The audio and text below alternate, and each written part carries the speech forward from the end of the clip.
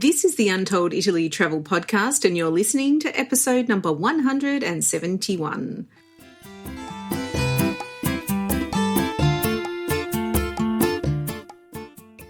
Ciao a tutti and benvenuti to Untold Italy, the travel podcast where you go to the towns and villages, mountains and lakes, hills and coastlines of Bella Italia. Each week, your host, Katie Clark, takes you on a journey in search of magical landscapes, history, culture, wine, gelato, and, of course, a whole lot of pasta. If you're dreaming of Italy and planning future adventures there, you've come to the right place.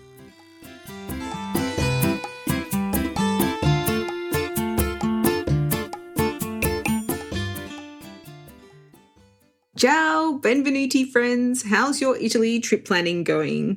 I hope you're having fun because often the planning is almost as enjoyable as the actual trip.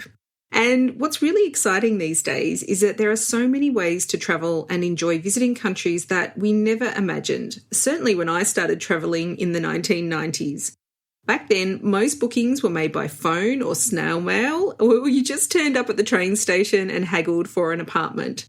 Shout out to all of you who backpacked Europe like that way back when.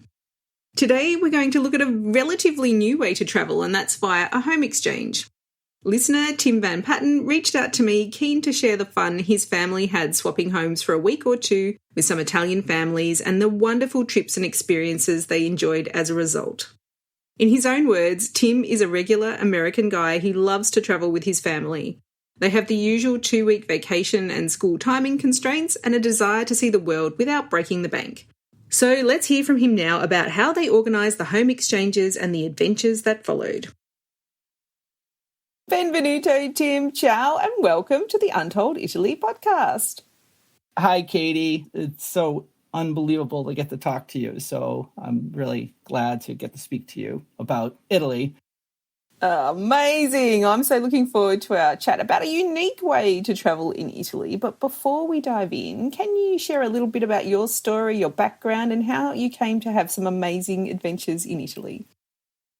Yeah, so my wife, Marie, and I, and my daughter, Tenley, who's 13 going on 14 now, are pretty much your typical American people. You know, we have our regular jobs. I run a small business in the film industry. My wife works at the Montessori school. My daughter goes to school here in town. But we've always had this love of travel. And my wife and I together, you know, prior to Tenley coming along, and now including Tenley. And so, but what we've had to do with our generally like 2 weeks of vacation we get every year, which is ridiculous, but, you know, it's another story. But we have managed to try and figure out ways that we can travel, you know, and make it work for what our budgets are. And through the course of our travels, we discovered Italy in our first trip together, my wife and I, in 2009, and fell in love. I grew up in an Italian neighborhood in Boston, and all of my friends were Italian. And I know that in a lot of your podcasts, you talk about it feels like home. And my very first time in Italy, that's what it felt like. I felt like I was in my old neighborhood back in Boston, you know, like, and so just how the people were and the language. And so, yeah, so that just kind of sparked our love for Italy. And we've been back 2 other occasions using the home exchange, and had 2 amazing trips, and have a long list of other of other regions we want to see in Italy as well. So tell us about the first trip. What sparked this passion for Italy? Well, prior to our trip together, just my wife and I in 2009, we had traveled to Europe on other occasions. We've done England, we did France, we did Ireland. And, you know, so Italy was next, you know. And we did the traditional tourist path, you know, went into Rome, spent a couple of days in Rome, traveled to Tuscany, and then Tuscany to Venice, and then home, which is, as you know, one of the very traditional tourists.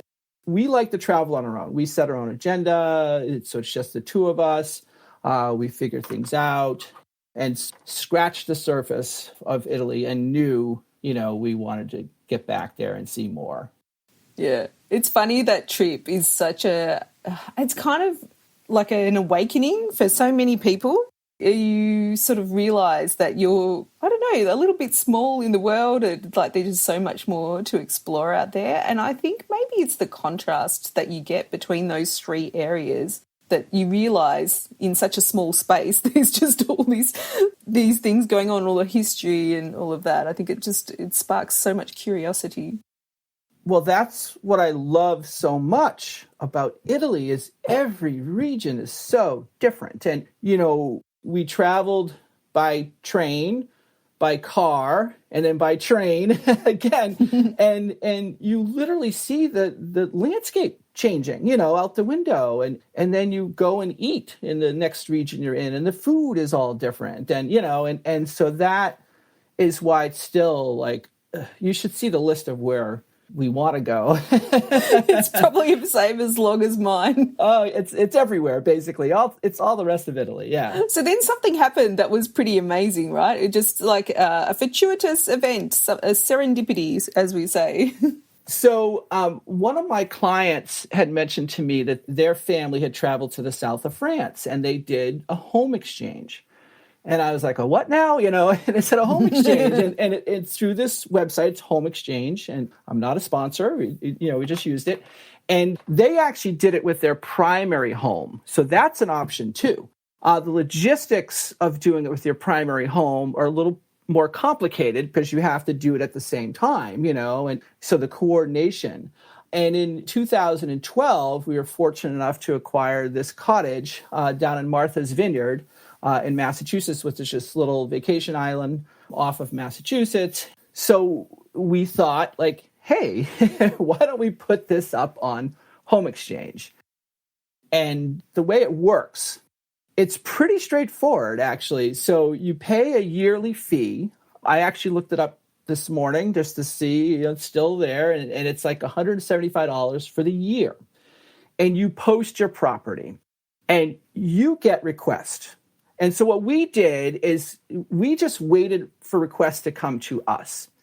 And what's wonderful about it is there's regions and places of the world you never thought of going to before, that you look into it further and say like, oh, this would be great. And what was great about with it being your second home and the folks that we did the exchanges with, it was their second home as well, is it's much easier, in regard to the coordination. And initially, to test it out, we did a domestic one. We went down to South Carolina. And then our first one internationally, we went to Portugal. And what's great about the exchange and having that place to stay for free, I mean, that's the thing. Beyond that fee, you work it out directly with the host, with the person who owns the property, and there's no money exchanged. And so when you have that base, like when we first went to Portugal, it's like, okay, we have this place in the Algarve for 6 days, but we use that as our base. We flew into Lisbon and we spent 2 days in Lisbon. We went to Algarve. We did a day and a half in Seville. We drove to Spain, so you're able to take those cost savings of not having to pay, to stay somewhere for a week. And we used it to like broaden our trip. And then we struck gold when this couple from Trastevere, they have a home right in Trastevere, reached out to us about staying at our cottage. And they had a young child, a son, and Enrico and Ariana. And they came and stayed at our cottage one summer. And we actually didn't even go do their trip to Italy till the next summer.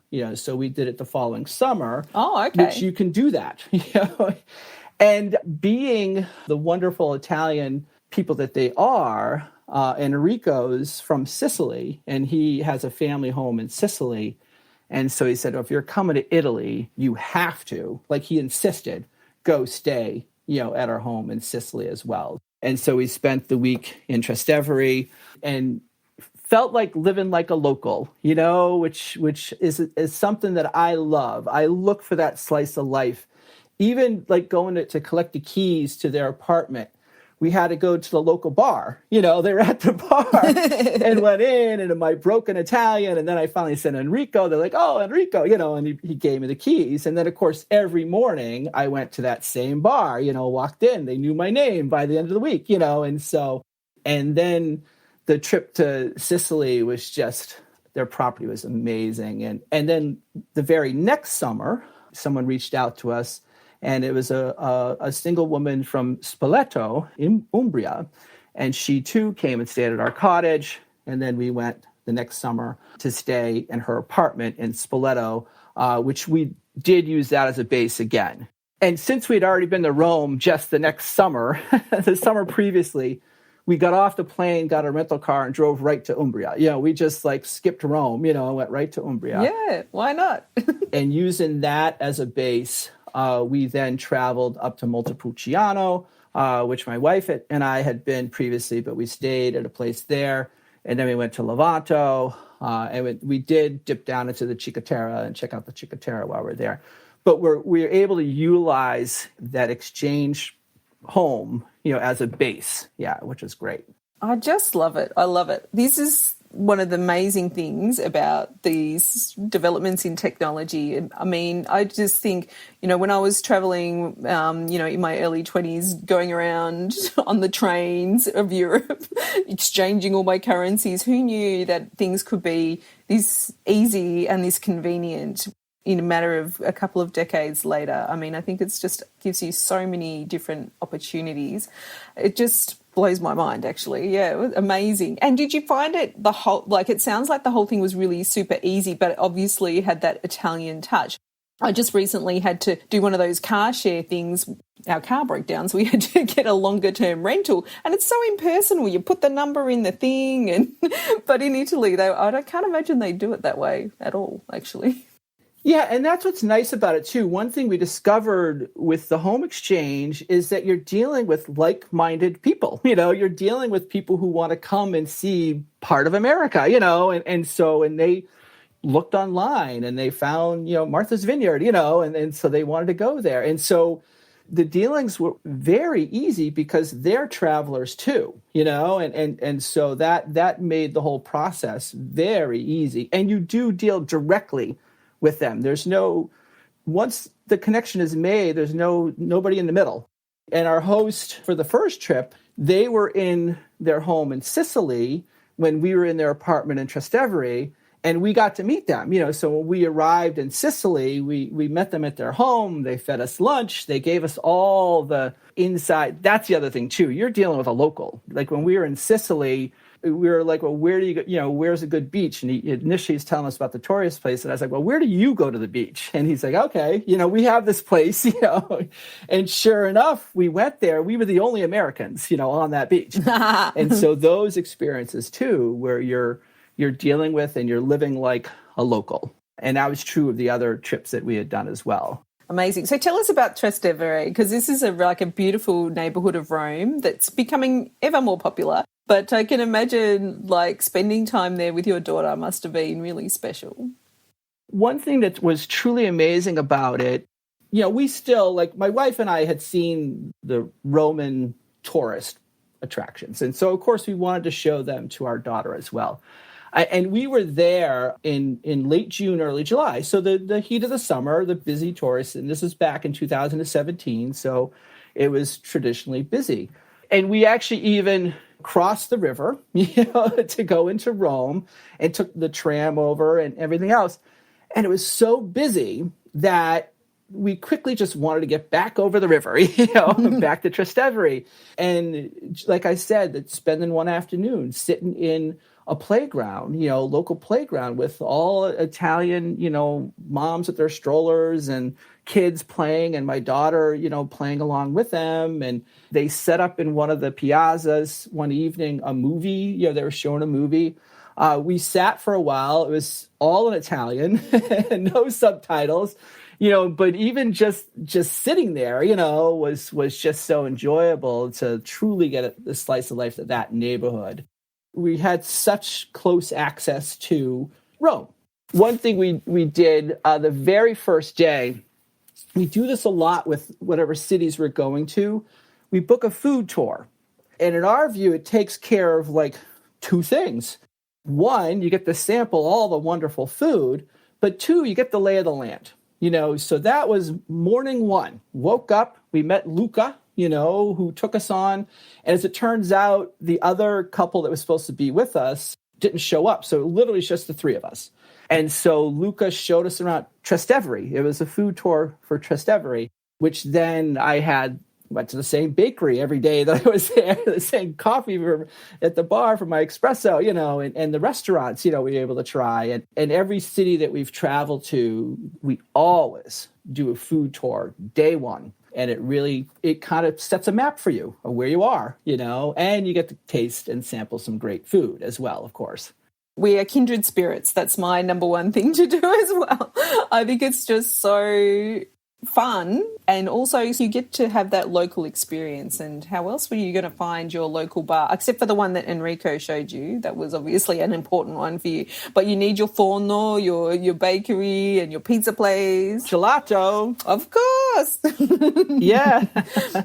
We'd go there twice a day, actually, most days. And the one we would go to was literally around the corner from their apartment. And so that just became our spot. I forget the name right now, but yeah, it was amazing. And yes, there was many a days that we went there more than once. We would go there on our way out to whatever our travels were for the day, and then we'd end the day there as well. So pretty much daily. Absolutely. It's a really, I think, to see the rhythm of a city when you're have that experience to stay there for a while is really special. Have you read, there's a book for everyone listening as well that I just absolutely adore for several reasons, but it's by Anthony Doerr and it's called 4 Seasons in Rome. No. It's a brilliant book, and he's a writer and he moved to Rome. He won a writing prize to spend a year in Rome. And he had this, obviously an elongated version of what you're just describing, but he did this with very small twins. I'm the mum of twins, so for me it's been a book that really resonates with me. But I just feel like it's one of those things where if you had that slice of summer, but in this book he takes the year to describe all the seasons. But it's just such a beautiful way to experience another country, I think. Yeah. And what was great having that base in Trastevere as well, like I said, we did want to still see the sights and show the sights to my daughter. I mean, she learned about the Colosseum, We actually signed her up for a kids' Colosseum tour. A Colosseum and Forum, was combined. It was amazing. And again, she was with these other kids, and we were tagging along too. The parents are tagging along as well. But it was a group of 8 or 9 kids, and this amazing guide. And she brought us all through the Colosseum. And also, too, signing up for one of those tours, we didn't have to wait in any of those lines. We met her at the train station, and she brought us right in, and then from there we went into the Forum, and that was great as well for my daughter to have something that was organized and someone taking it off of our hands and explaining how things are, and went through about the Colosseum and the Forum, and she was with a bunch of other kids too, which was amazing. I think those type of tours, especially if you're traveling with kids, are a massively good investment because, they're pitched at the right level and you can see the kids' faces light up and they can imagine what happened there. Unfortunately, if you go by yourself, you're going to have to work in very, very hard because there's nothing there to explain what's going on. Well, one thing at the Forum that she showed the kids, there was this one big block that had some holes in it and indentations in it and everything. And she said this was a game. This was part of a game. And she had marbles with her, and they were able to play this game, that was played in ancient times in Rome, And so, that really made it real, for them. So that was an amazing tour. We also did, when my wife and I did our first trip over, we went to the Borghese Museum, which to this day is my favorite museum in the world. And so we were able to bring my daughter to that as well. And one thing that we've done with my daughter is we take her to museums here at home, and so because we know that when we're on the road, we're going to want to go to museums. And so it's not something new to her. She's been in art museums here. She's been in contemporary museums. She's been, it's like, so, she's already has that mode, and so it's not a big deal when we bring her to a museum. And then, of course, when we were afterwards, we saw the bikes, the 4-seated bikes. And we said, well, after we go to the museum, we'll rent a bike and go cruising around the park. And so we did do that as a reward, and then got gelato somewhere, of course. Yeah, of course. That is actually one of my favourite days in Rome as well. I think I agree that gallery is a stupendous gallery. And, just taking the bike afterwards. I think you can give the zoo a miss, though. I think that zoos are pretty average. Yeah, we didn't do the zoo. We saw that it was there, but between the museum and riding around on the bike and all the walking that you're doing as well, so we felt like that was going to be it for the day. And we wanted to get back over the river, Back to Trastevere, of course. Yeah, and go have dinner. Oh, so now take us to Sicily. Whereabouts was this delightful homestay? It's a small town. It's in Fraginesi, Fragineisi, but it's near Casa del Mare del Golfo. Oh, lovely. So we took a train to the airport and then flew to Sicily.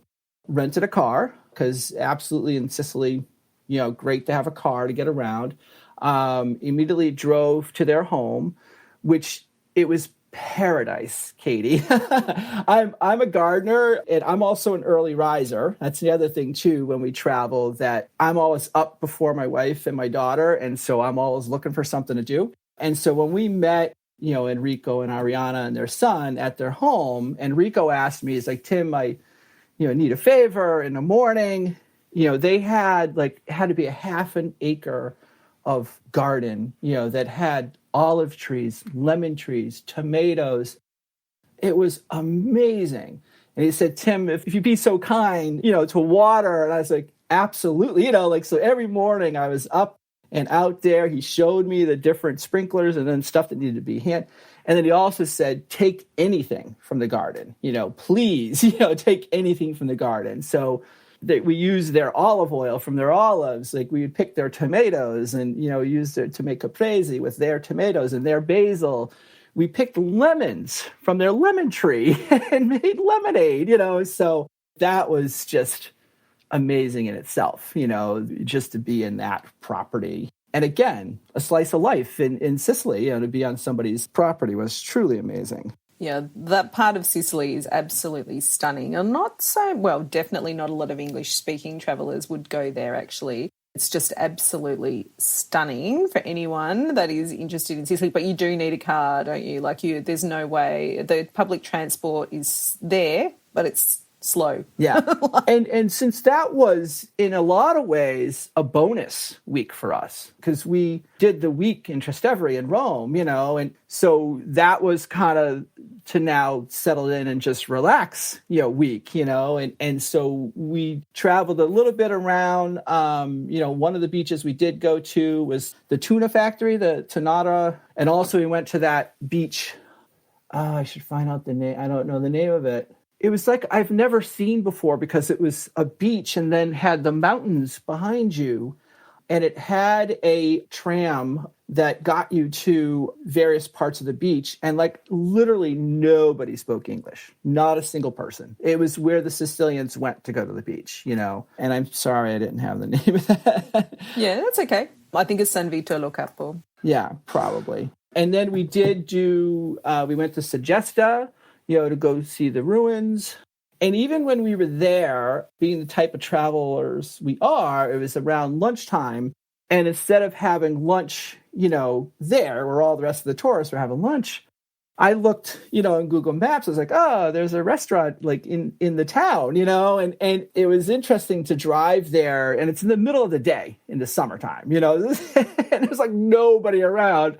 And we walk into this restaurant and they look at us like, who are these, crazy Americans that are showing up at a restaurant? But they seated us upstairs. And again, in my broken Italian, and I don't even think they spoke any English. We ordered, food and everything else. It was great. But while we were sitting there, they had like I think it was a bridal shower or something. Like, all of a sudden, all these locals start showing up, and they had the whole rest of the room. And again, it was just wonderful to have this like slice of life, that restaurant in the middle of the day, which is normally not probably open the time of the day that we were there, come to think of it. But they still served us and fed us wonderful food. And at the same time, we got to see this family come and all their relatives and everything else show up in this room we were in. And so that was definitely just like a wonderful memory that you wouldn't get otherwise if you didn't go off the beaten path a little bit, and discover that. Oh, how beautiful. Sicily is really like a fabulous part of Italy that's almost like another country, actually. Oh, absolutely. And one thing that we did, again, using their home as the home base, the night before we were going to fly out of Sicily, we went and stayed a night in Cefalù. And so drove there in the afternoon. Oh, one interesting thing while we were in Sicily, so while we were there were brush fires happening. And we couldn't see them because they were on the other side of the ridge from where we were. And we weren't watching the news, of course, because we're on vacation. So Enrico was calling us and asking, are you okay? We're like, yeah, and we can see and hear the planes on the other side of the ridge. But it wasn't on our side of the ridge. But the last morning we were in Sicily, and again, I'm up early. I'm out in the garden, watering the gardens. Well, actually, before I went out, I hear this noise. And I'm like, what's that noise, And I look outside, and the field next to the house is on fire. It's on fire. And it's literally coming towards the house. So I wake up Tenley and Marie, and I'm like, you guys need to get up. There's a fire outside. So I have this great picture of my daughter with the garden hose, because it was like there was their driveway, and actually there was like a dirt trail and then this field, and she's wetting down the grass in between us. And again, we're trying to we called Enrico, and he's like, well, get out of there, But we saw like a nonna across the street. I didn't know the word for fire. They didn't even think anything of it at all, but somebody obviously called the fire brigade. And at one point, they come up the road and they put the fire out. So that was a little bit of excitement on our last morning in Sicily. And from what we understand, it happens a lot during the dry summers there. And that beyond their driveway, that cut path was a fire break, so the fire wasn't going to come over, but we didn't know that. But that's a memory, though, that is one of those unique memories that my daughter and we will always have, at our stay in Sicily. Yeah, I think these are really special. I mean, and that, again, it's part of the local life there. It happens regularly, but it may not happen in your neck of the woods. And so it's really, like you said, it's a slice of life that you wouldn't necessarily experience. And, thankfully all's well that ends well, and you made it to Cefalù, which would have been very beautiful. Cefalù was amazing. We walked, through the town and then down by the beach, and we were only there for one night. We do like to do that as well. It's kind of scratching the surface, for then there might be another trip, somewhere down the line, but to get to spend even that one night there and have dinner. The hotel we stayed at was up on a hill overlooking Cefalù, so that evening was just beautiful. And then, the next morning drove to the airport, so just to have that different change of scenery. And, the fact that we had this whole week in Sicily at no cost to stay because of the home exchange, we were able to spring for a nice place in Cefalù, for a night, and so, there is that trade-off, because you have those savings, using that service. Amazing. And of course, Cefalù is becoming very popular thanks to a TV show, the White Lotus. And so then you made it to Umbria, which I'm so glad you made it to Umbria. Umbria is so beautiful. It's such I don't like to use the word hidden gem or term because it's very, very overused, especially in travel, but it's literally sitting there in plain sight and very few people go there, and I can't think why. Well, once again with the home exchange, so this woman that reached out to us is a single woman who she actually is a professional clown. She, and actually the week that we were staying in her apartment in Spoleto, she was going to be in Rome working. We really wanted to meet her. We didn't get the opportunity because she had to be in Rome. But I never heard of Spoleto before, and so to have the opportunity to stay there, we were in the walled city of Spoleto in somebody's home was just an incredible experience. And so much so that, again, with me being an early riser, each morning I'd go into the living room and I'd open, the shutters, and there was a nonna across the way. And by the second or third morning, we'd say buongiorno, we'd say hello to each other, because it was around the same time. We're both doing the same thing, opening the shutters to let the fresh morning air in, and I would go to the same bar each morning in the piazza, and I would go and get my cappuccino, and I'd get my pistachio, cornetta.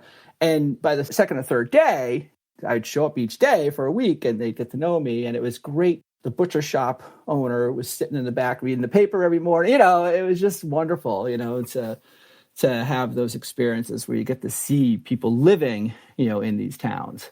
Yeah, and I think maybe in some cases that way of life is slowly kind of disappearing a little bit in Italy. So it's nice to have that experience while you can. And you can definitely do that in Umbria because it's a place that is pretty traditional, and yeah, they've got these medieval towns and they're beautiful. Yeah, and Spoleto, we were surprised to discover under the town, is this whole escalator system because of the jazz festival they do there. They deal with such big audiences for the jazz festival that this ancient town has this modern, underground system to move a lot of people from the parking areas, up to where they're doing the jazz festival. And of course, we're budget travelers, so we're looking for the cheapest airfares. And so we had booked a flight through Aer Lingus. So we had to fly to Ireland and then make a connecting flight. So we made it. My bag made it. My daughter's bag made it. My wife's bag did not make it. Her suitcase did not make it. So she got to do some shopping in Spoleto, though. So she had to do a little bit of shopping, and I think it arrived there 2 days later. Actually, since then, we now travel with just carry-ons. And I know in other ones of your podcasts, you talk about, traveling big suitcases and everything. And again, I'm fine with finding the local laundromat and going and doing the laundry. And again, it gives me something to do in the mornings, so we were able to travel now with our three. Each of us have bags that we bring onto the plane. And it was because of that occasion where her bag went to Austria. So my wife's bag's been to Austria, but she did get to sample some of the local shops there and buy herself a couple of outfits, to get her through. My problem is that some of the shops there, so in Umbria, they have some absolutely stunning linens and also ceramics. And so this is where I can come completely unstuck, is that, I mean, these are heirloom pieces. They're not something that you're going to, be pulling out every day, and they're for special occasions. And yeah, but that's where I get unstuck. I absolutely love Umbria. Wow, you've had so many incredible experiences this way. I mean, it is truly a very special way to travel. Tim, do you have any tips for anyone that wants to try a home exchange? What would you suggest? Well, again, with having that apartment as our base, we then look at a map and see where else we can go. And so we then did travel from there up to Montepulciano, which we stayed, I think, 1 or 2 nights, and then Levanto, so we could dip in and see Cinque Terre. And it was because of the cost savings. Mm. So if you have a secondary home, a rental, or anything, it's worth putting it up on, this site, and they want some pictures and a description and everything else. But your own home, we've considered, where we live in Situate, Massachusetts, which is a harbor, city right on the water. The ocean's 500 feet down the street, which we're like, it's just a little house, but for somebody who's traveling, again, like-minded people who want to travel, you'd be surprised that they, would want to come and stay in your home and use it as a base. so they could do other traveling. Each one of the experiences that we've had were all wonderful. When we went to Portugal, it was a couple from Ireland who had their vacation place in Algarve, and in Mexico, they're from like Ohio here, and they had a place in Mexico, which again, we use as a base. And we did another part of Mexico when we were there. And it was amazing that they too were people who want to see other parts of the world, and they use that secondary home as the offering. We wish we still had the place, and we will consider if we put this house. We do have a dog. I know you had mentioned pet sitting, and that's always a factor in our travels, like, the dog. We got to figure out what to do with the dog, so. And with the communication, it sounds like it was really easy between you and the people that you were exchanging with. Yeah, so what happens too is people request, and you could request too. You could pick a country, pick France, or pick Italy, and it'll list, what's available in that country and then what region. And you reach out to the people who own that property. They could deny your request because you're offering up your place. And so in each time, people reached out to us for our cottage. And there were occasions that we were reached out to by countries or areas that we didn't want to go to, and so you just reject the request, so, and then once you accept the request, the communications happens directly, which that's great too, so that aspect of it was great. I feel like you said, everyone must have some of the same kind of mentality, a level of trust within other human beings and a love for travel that probably binds them together. So you have that commonality that's going to, make the whole experience quite pleasurable because, I think if you were a little bit suspicious, it's probably not going to work. And in some occasions, I know that my client who had suggested it to us with the travel they did in southern France, they even coordinated the use of each other's vehicles, which is amazing. And actually from that, the family whose house they stayed in, their daughter came to visit them here and eventually spent the summer as their nanny, here, in the States. And so, and we still, I follow, Enrico and Ariana on Facebook and everything else and see what there's going on. And they comment on our other travel, so we're Facebook friends, but still, we still have the connection with them, that even after, these years of having done the exchange. Now, Tim, this has been just such a fascinating insight. And what I loved about it was all those local experiences that you had, and you were able to mix up, like a traditional travel experience with more local experience. I think that's really special. And it's kind of the way, I guess, that I like to travel as well. So the fact that this home exchange facilitated that was just so wonderful. Tim, it's been so great hearing your experiences with the home exchanges in Italy. I know you don't have the property anymore, but I'm sure you still dream of Italy. Is there anywhere you want to take your family to next? Oh, yeah. And I know that from our first trip that my wife and I took together, my daughter now has seen Rome. She's seen Tuscany. She hasn't seen Venice, and we also do love to travel and see other parts of the world as well. And so I always draw a line back to Italy, We were looking at Croatia and I was like, yeah, there's ferries from Croatia to Venice, and so we would love to get my daughter to Venice someday. She has a classmate who her family is from Florence and they talk about Milan all the time. And so there's actually a possibility that she might travel with them, to Italy, to go spend time at their place in Florence, which would be amazing. But the regions that we want to get to, the Amalfi Coast, which I know now when we do go to the Amalfi Coast, because we will, I'm going to take the advice that I've learned from your podcast and stay on Capri. And while everyone's coming over to Capri, take the boat the opposite way and go explore Positano and the other regions, down there. So there's a lifetime of travel left in Italy for us, I know, and so many other regions that we still want to see.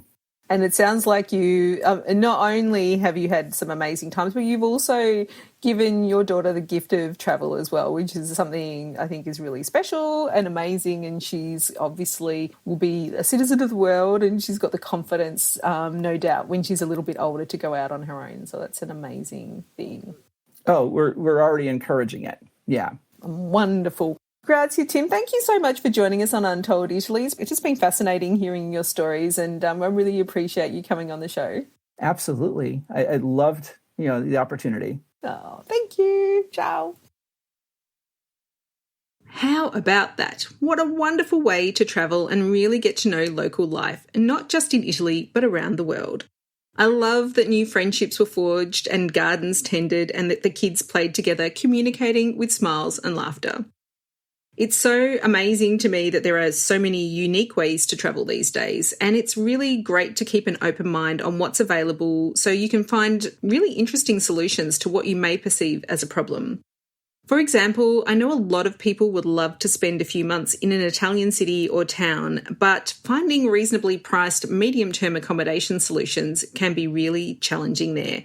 And that's because Italian rental agreements are generally skewed to long-term leases. So in this case, a home exchange could really solve that problem. I love the idea of the home exchange. Do let me know if you found any other creative ways to travel like this. I would so love to hear them.